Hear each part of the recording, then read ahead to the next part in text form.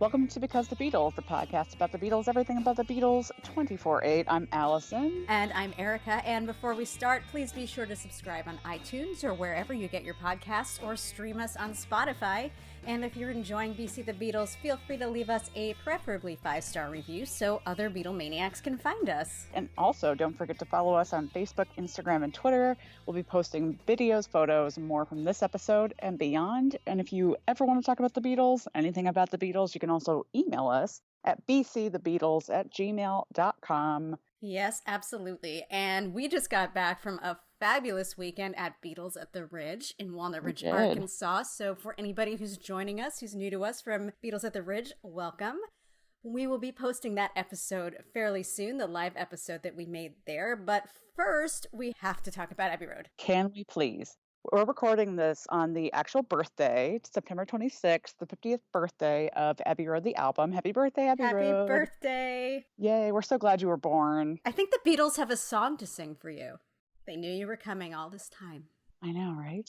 And, of course, you're hearing this the day that the new remixes are released from Universal and Apple, and they're pretty effing great, and we're going to talk about them. So we're going to go track by track on the main album, and then we're going to go into some of our favorite things from the other 2 discs that are there of previously officially unreleased tracks from the recording sessions and some demos and things like that. Yes, totally. And both of us love these remixes. We've loved the stuff that Giles Martin has done before with, I remember hearing the Love soundtrack when that came out and been like, whoa, I can't even. Yeah, that was incredible. And just a little background, Giles Martin is George Martin, the famous George Martin's son, who is also an audio engineer. And the Love soundtrack was the first time that Giles and his father collaborated on one of these big Beatles releases, which came out, I think, in 2006. And at that time, George Martin very sadly lost his hearing almost entirely by the end of his life. So Giles was actually serving as George's ears,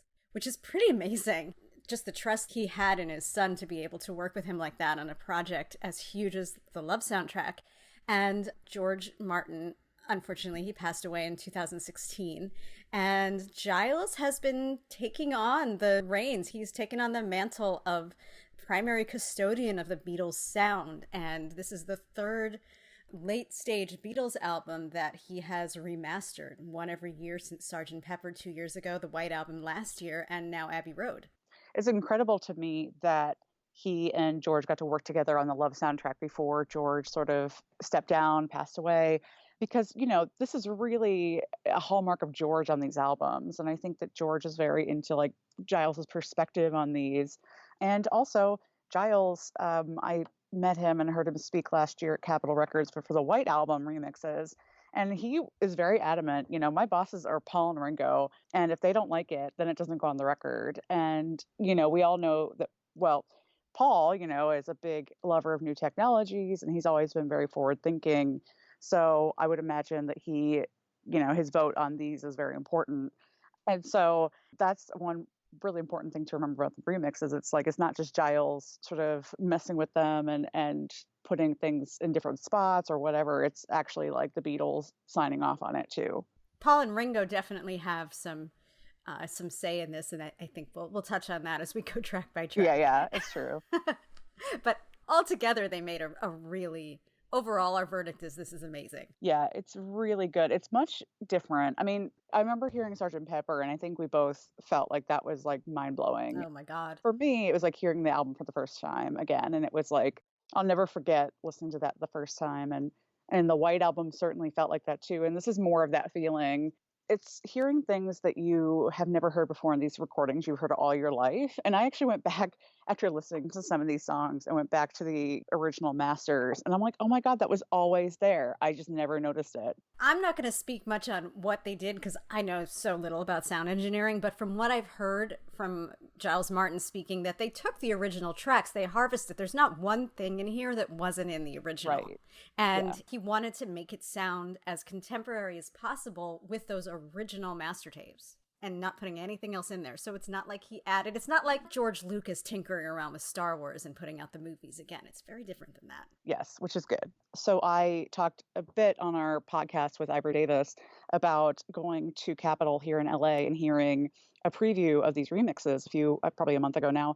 And Guy Hayden, who with Jonathan Clyde works on the Apple side of the production and the producing and all of that for these remixes and releases, he said something very interesting in the Q&A after the listening. He said that one of the reasons that they are so gung-ho on these remixes is because they want, when younger listeners are listening on Spotify, they want them to have a really fresh experience. They want these recordings to quote unquote sound younger. And it's very interesting that he said that. And really, we need to do a whole other podcast because it's so loaded about making the Beatles, quote unquote, sound younger. But I think if we're talking in terms of competing with technology of top 40 radio now, maybe it is essential. I don't know. But these definitely sound much closer to something like that.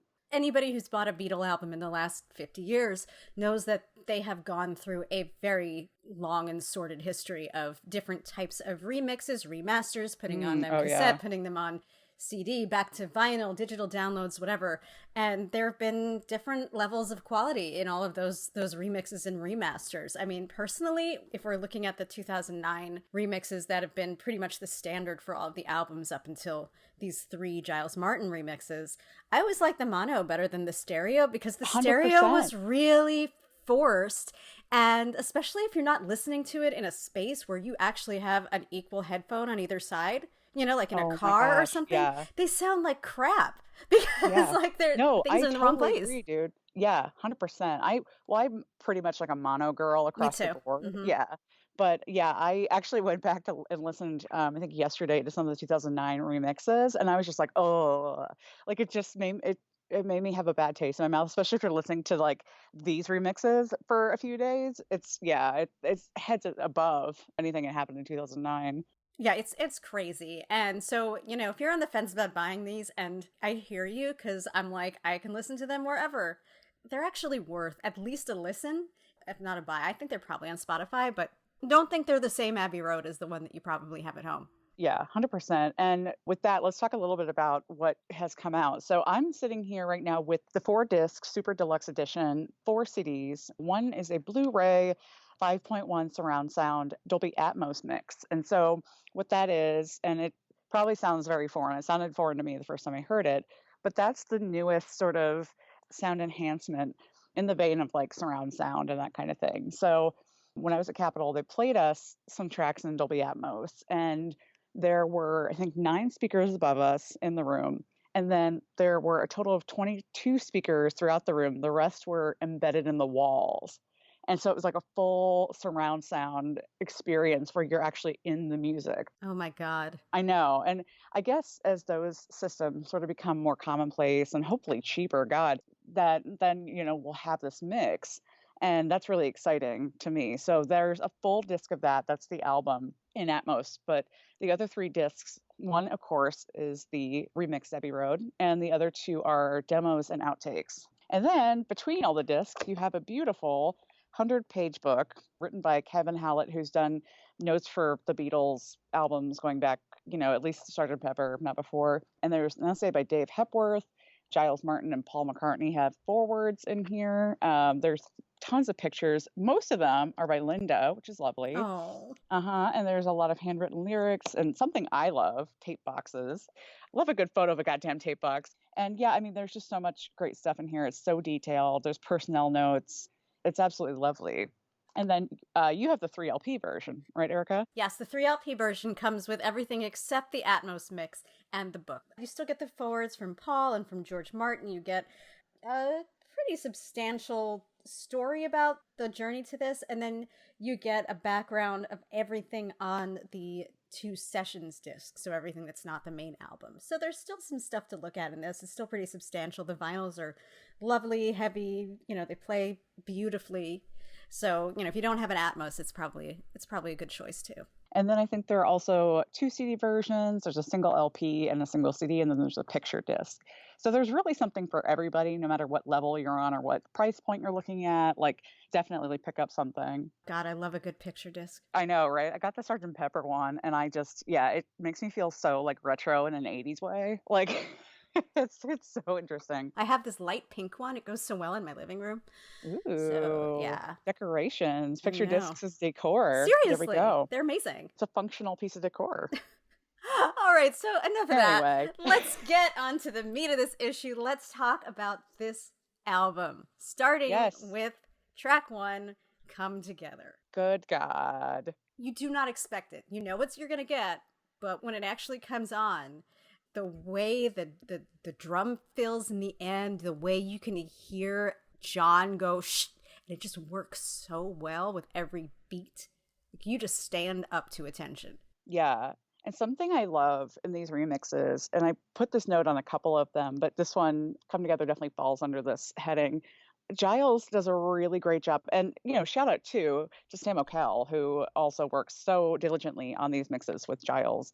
They create this really amazing sense of space where even if you aren't listening to like the Atmos mix or surround sound, if you're just listening in your headphones, you feel the room. And John's voice is, you could almost pinpoint the spatialness of it, if that makes sense. It sort of feels like you're in the studio in the way that the tracks are set up. It's like you're sitting in the middle of a jam session, but you're placed perfectly around in the middle of the jam so that you are hearing everything that's meant to be heard at the time it's meant to be heard.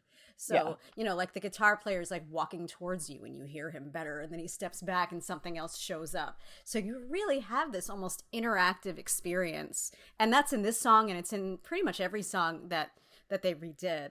It puts you in the moment in such an interesting way because you feel like you're there, but you also can really feel and understand and appreciate the tech behind it.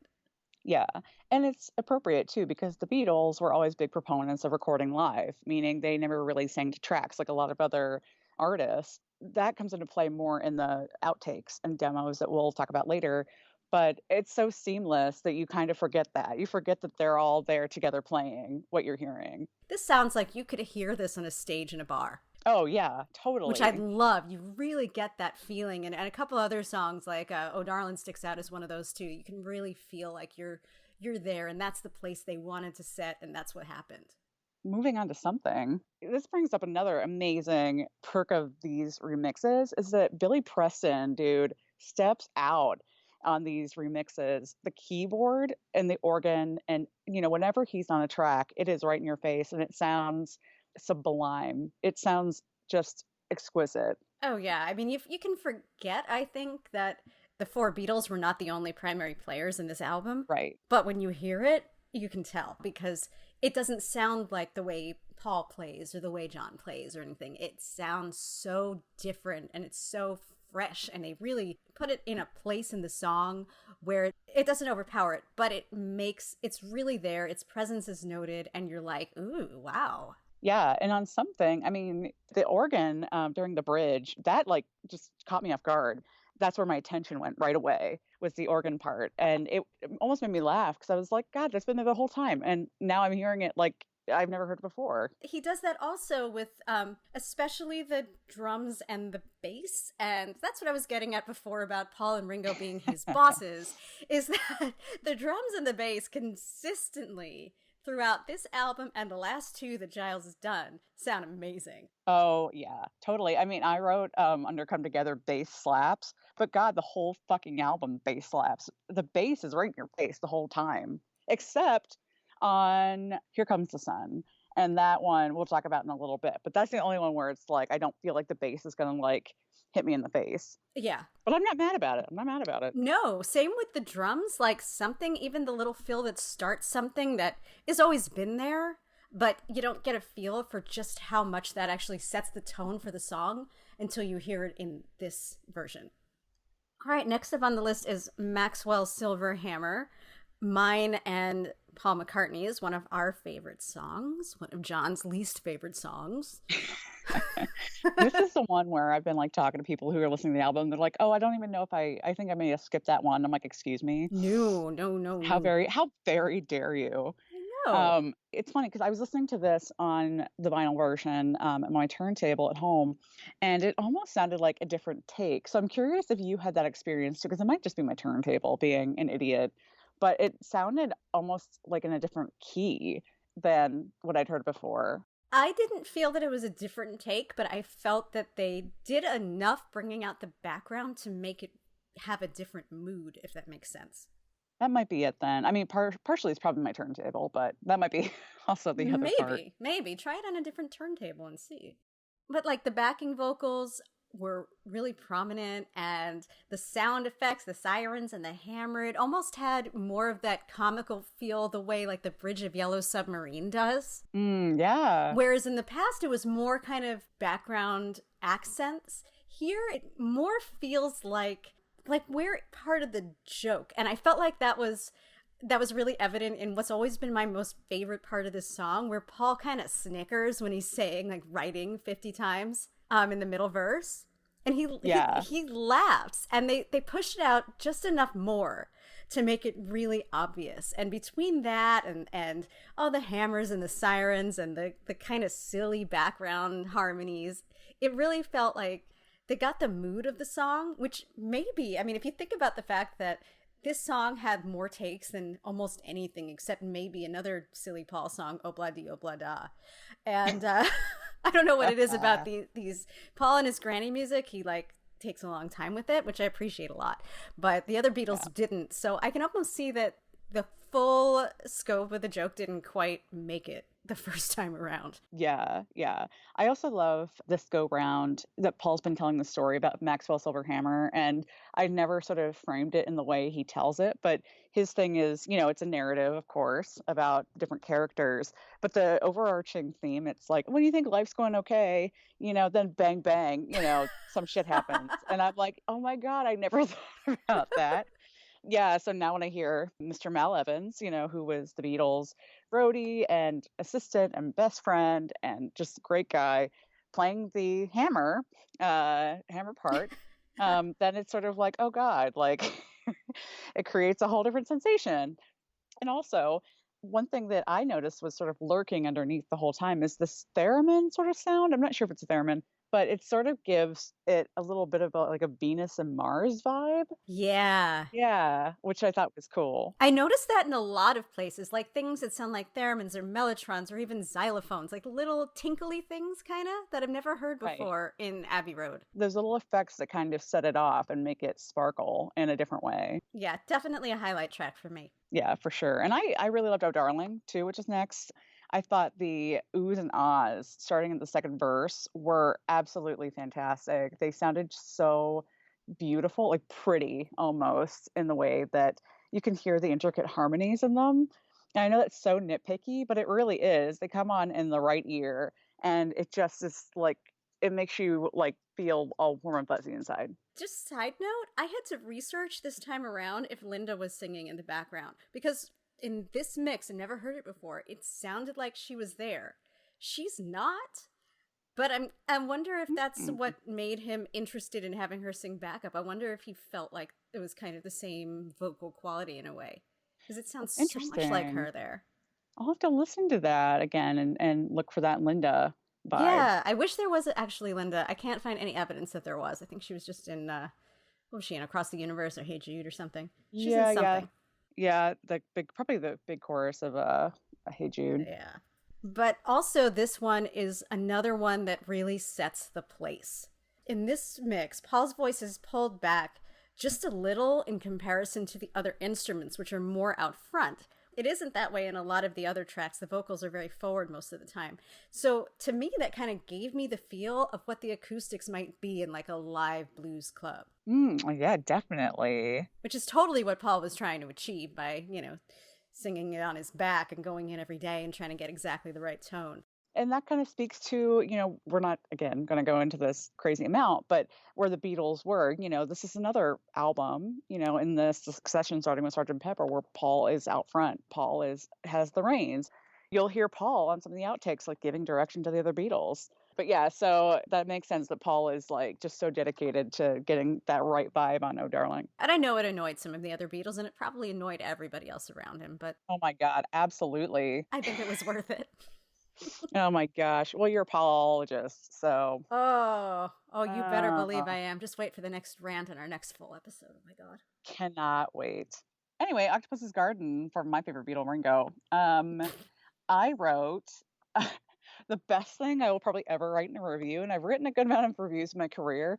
I wrote Bubble Slap, which is the best thing ever.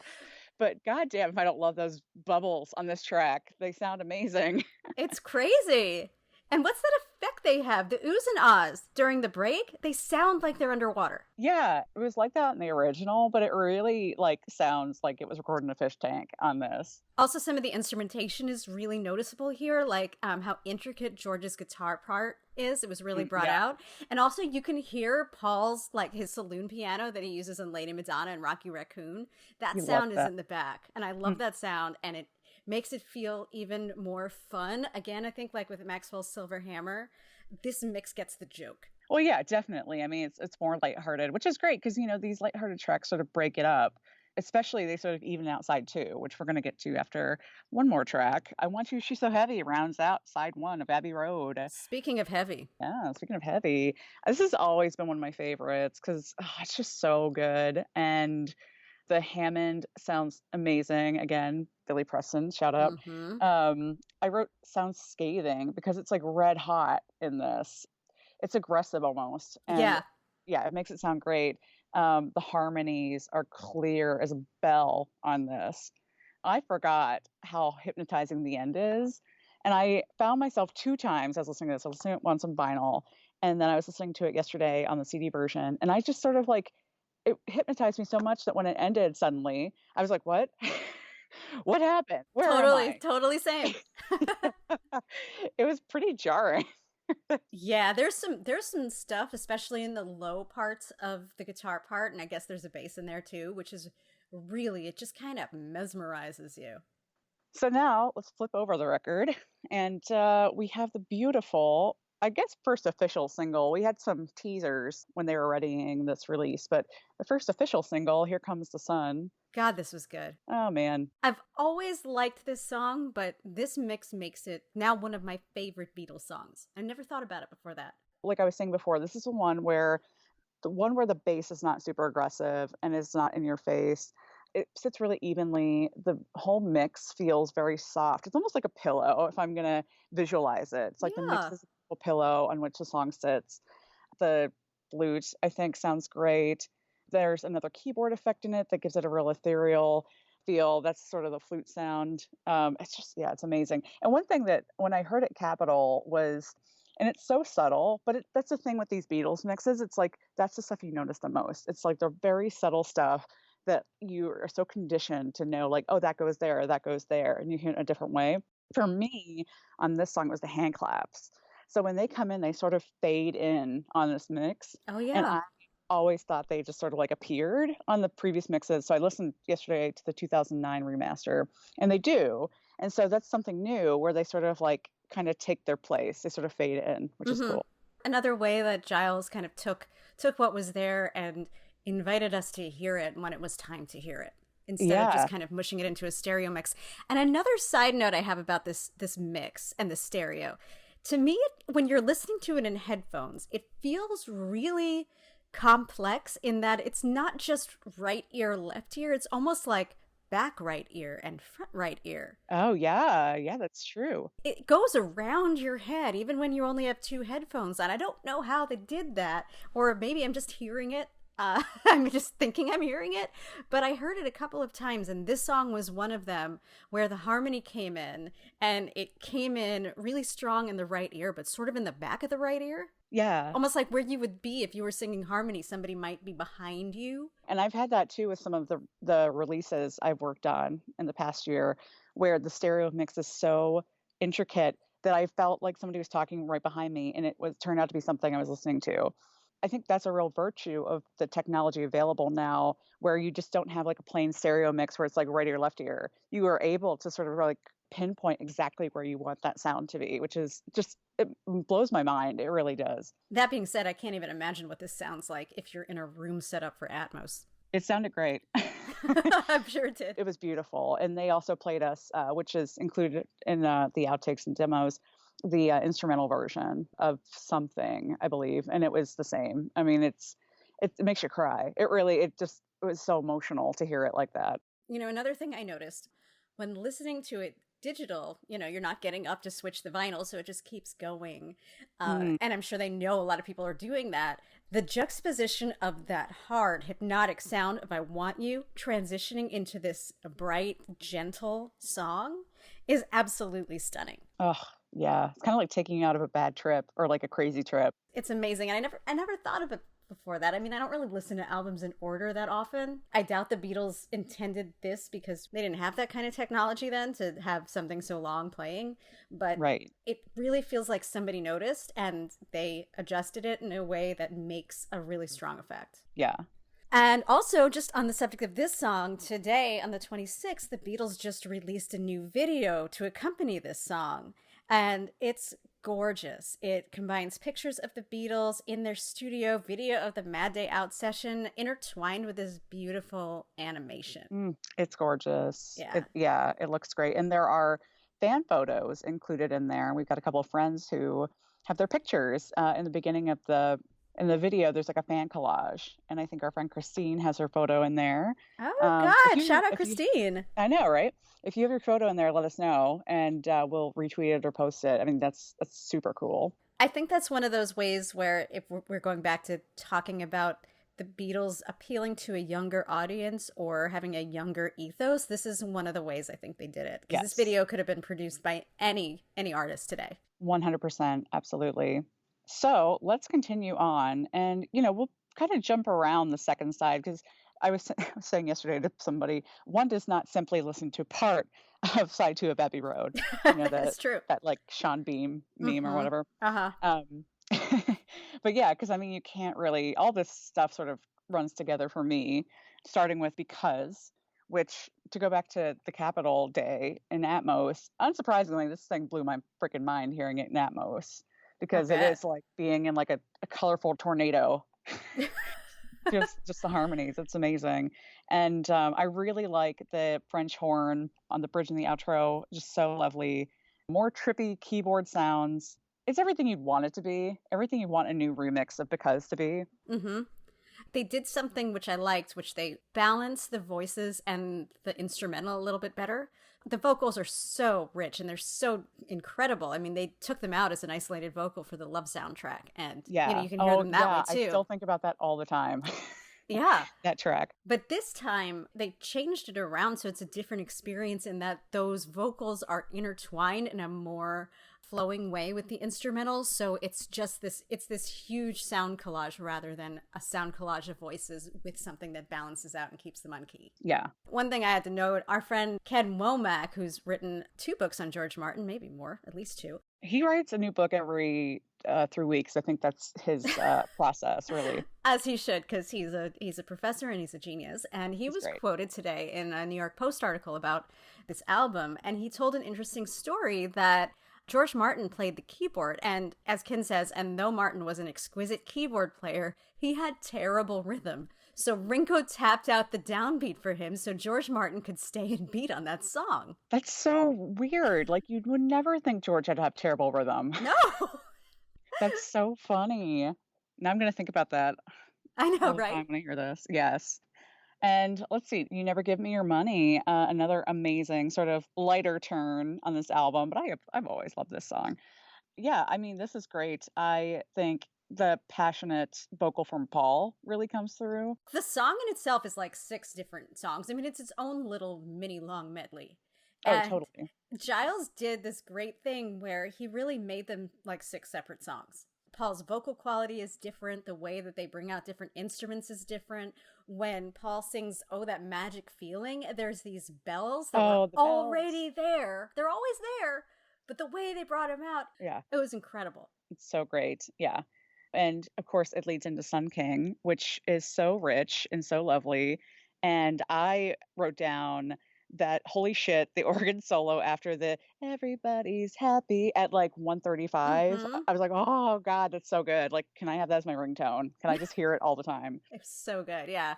And then transitions pretty seamlessly into Mean Mr. Mustard, as it does, which also heavier bass and guitar sound. I thought it enhanced the kind of meanness and kind of Mm, plottingness of these characters in this little vignette. It really helped make it more of a like a narrative the way Paul usually does. yeah. And I have to admit something. This is so basic level Beatles fan, but I just realized it when I was listening to this yesterday.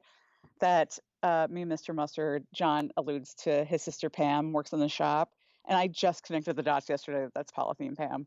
I swear to God, I just connected the goddamn dots.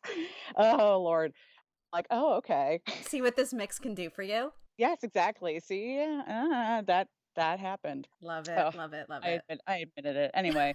But Polythene Pam sounds great too. His sister Pam song, it's great. Yes. Yeah, the harmonies are brought out a little bit more than backing, but they're not obnoxious. They still blend really nicely into the mix. And of course, the bass line, Jesus Christ, Mm-hmm. epic shit. Pretty much same thing with Came In Through the Bathroom Window, All Into Golden Slumbers. This part is really seamless. I think they did a good job at weaving these songs together so they sound like a cohesive medley. Yeah, and it's funny, this is one of the ones that Paul's been talking about a lot in conjunction with this release about the origin of Golden Slumbers. It's based on a poem called Cradle Song by Thomas Dekker. It comes from Dekker's 1603, and yes, that is the year 1603 comedy Patient Grissel. And Paul saw the sheet music for Cradle Song at his dad's house in Liverpool. And he couldn't read music, of course, so he created his own music to the lyrics, which are similar to the opening of Golden Slumbers, but not exactly.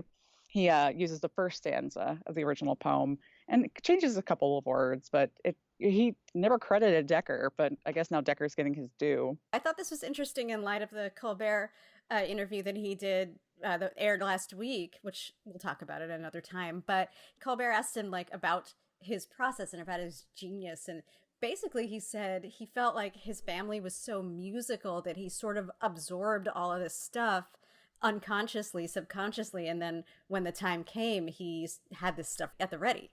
And this seems like a perfect example of that, a 1603 song that happened to be laying around his dad's house.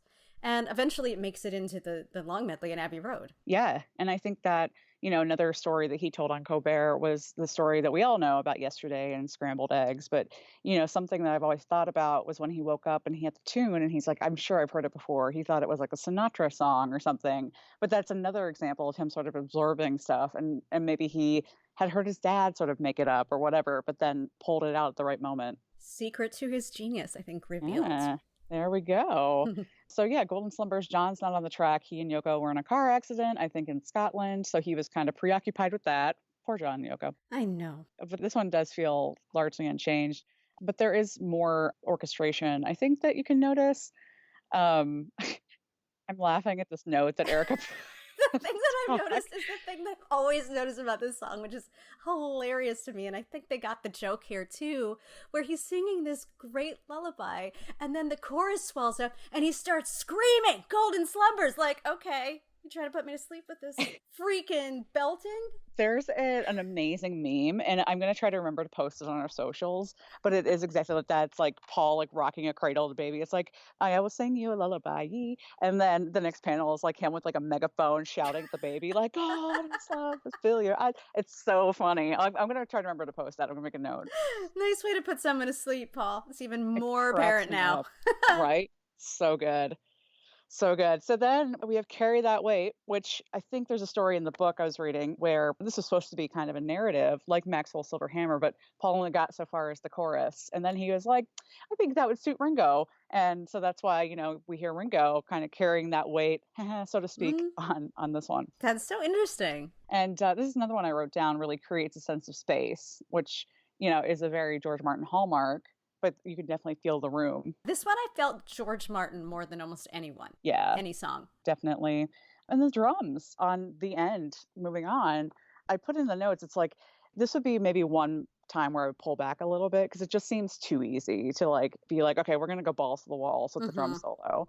But it still sounds great. Speaks to Ringo. This is really the moment of Ringo and the Beatles, I think we all think about. And it really lets that kind of take center stage. I think it melded together a bit when they started with the guitar solo trade-offs. And that was one of the ones where it really felt like the stereo recording was in different parts of your ears at different times. When they traded off guitars, you really could feel the sense of when someone pulled back and somebody else started a new solo. Really cool. Really felt like a live jam. Definitely, definitely.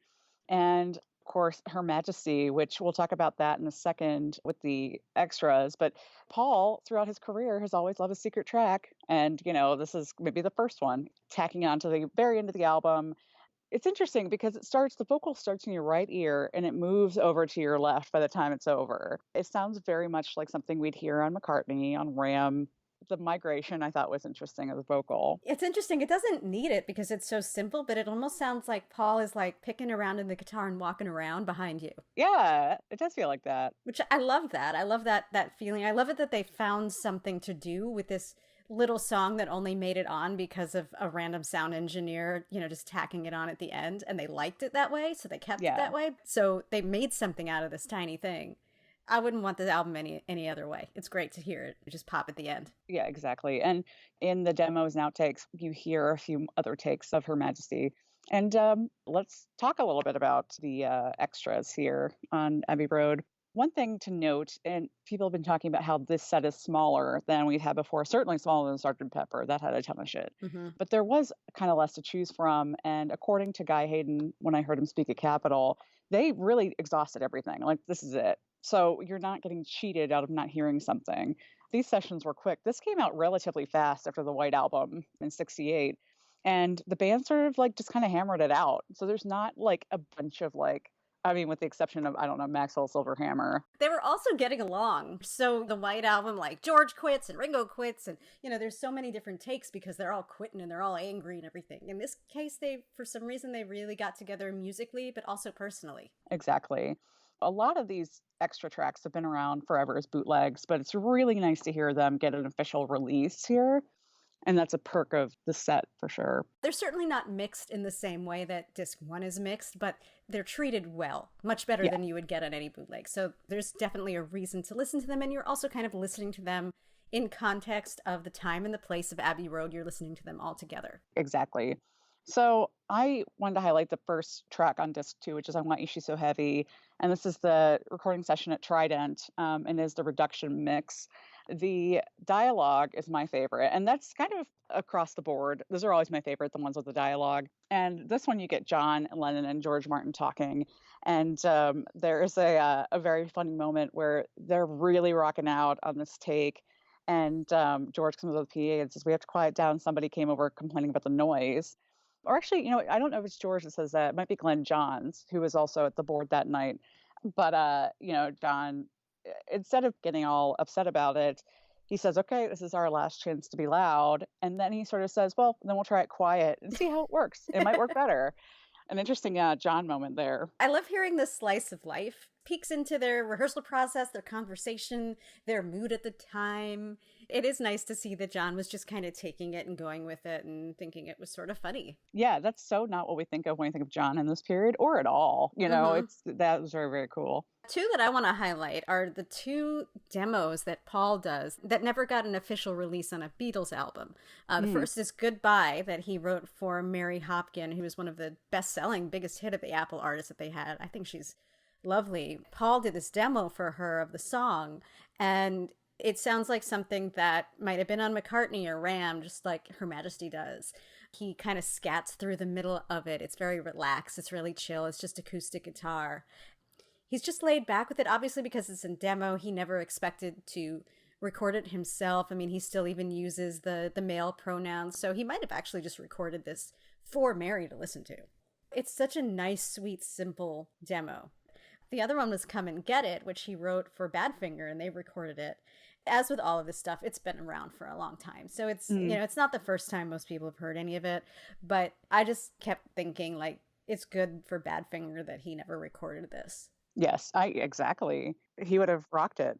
Well, my very favorite of the extras is the Ballad of John and Yoko Take 7, Mm. because there's a really cool moment in the beginning where you hear John and Paul just sort of talking and joking, and they're sort of like, "Oh, you were a little off key there, George, and you got to speed it up, Ringo." And they allude to Mal Evans, but it's only the two of them.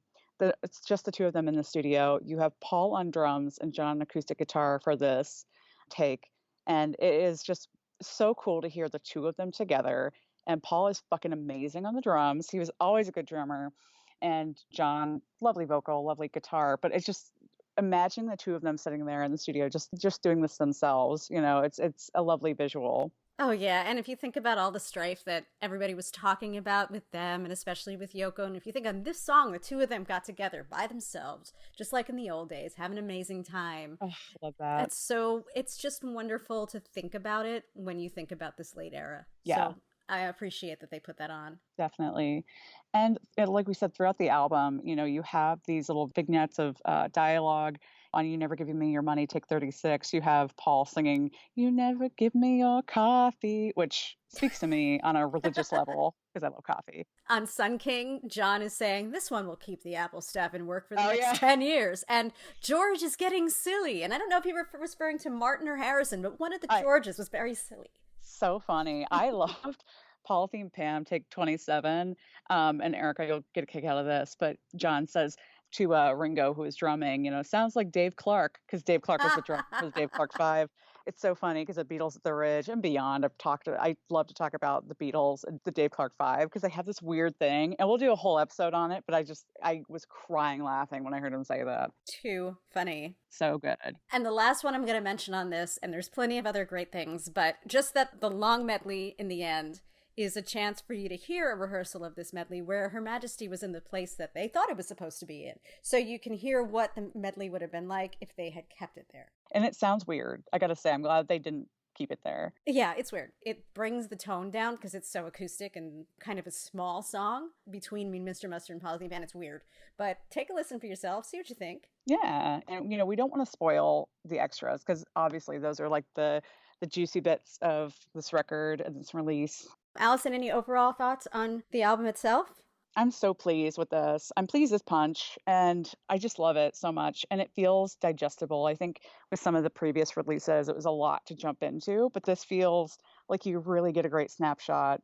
There's some real value to this set that I know that these are the remixes I'm going to go back to when I feel like listening to Abbey Road. I'm going to throw this on the turntable. Yeah, for sure. I think it gives something to new listeners who get to hear it in this very contemporary way, but it also gives a lot to longtime Beatles fans who get to hear all of this new stuff and rehear things in the music that have been there all along that you never knew about before because they just were buried. And that's the beauty of Giles, And I just want to say that Giles's work on his own is masterful, but it's also really touching to think about how he had created this tribute to his father's work. I mean, George Martin shaped these songs. He created all of these sounds, but Giles used the sound technology that we have today to really show us just how creative and ingenious every moment George Martin created really was by highlighting them at the right times. Yes. Oh my gosh. That's said perfectly. Yeah, that's what makes these releases so special. Yeah. So pick them up. Let us know what you think. We want to talk about these more. We could talk about them forever. And I have a feeling we'll revisit Abbey Road a couple of more times in this podcast soon. I think we will. Yeah. Yes, which is exciting because this should go on for a bit. Oh yeah, for sure. Yes. Well, hate to end this because we could keep going, but we want to thank you guys for listening to this very special Abbey Road 50th anniversary episode of Because the Beatles. And as always, make sure you're subscribed to us on iTunes, Apple Podcasts, wherever you're listening right now. And please give us a rating and review so other Beatlemaniacs can find us. And of course, don't forget to follow us on our socials, Facebook, Instagram, and Twitter. We'll be posting photos and more from this episode and beyond. There's a lot to post, especially that Golden Slumbers meme. We got to find that. It's happening. I'm going to find that. See you next time. Bye. Bye.